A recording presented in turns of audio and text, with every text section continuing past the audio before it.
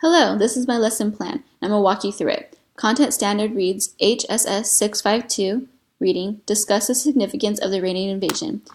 Here, the HSS, it means History and Social Science, the 6 represents 6th grade, 5 represents the 5th standard, and 2 is the 2nd substandard.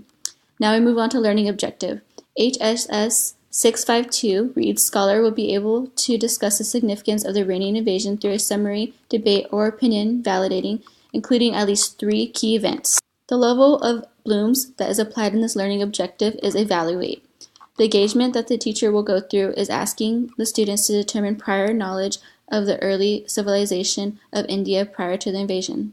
Now the next section talks about the 4 E's. The 4 E's are exploration, explanation, elaboration, and evaluation. For exploration, we'll have the students ask the teacher what questions they have about the invasion and what interests them. Then they'll look through the textbook and read about key events in the invasion. To fulfill the explanation section, the students will discuss what they know/learn about the invasion within their groups. Next is elaboration. For this, the students are able to give their input on what they think the significance of the Iranian invasion was and the impact it may have had on history.